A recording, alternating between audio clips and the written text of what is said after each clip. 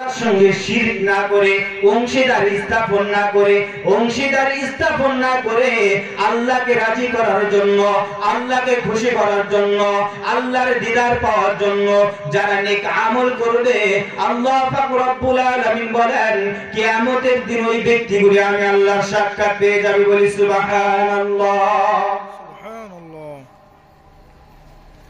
তাহলে আমরা যদি আল্লাহর সাক্ষাৎ পেতে চাই, দিদার পেতে চাই, তাহলে আল্লাহ পাক রব্বুল আলামিন কি বললেন? দুইটি কথা বললেন। এক নম্বর নেক আমল করতে হবে, দ্বিতীয় নম্বর এই নেক আমলগুলি করতে হবে শুধুমাত্র কেবলমাত্র একমাত্র আল্লাহর জন্য। কারোর সঙ্গে এই নেক আমলের ক্ষেত্রে অংশীদার স্থাপন করা যাবে না, শিরক করা যাবে না।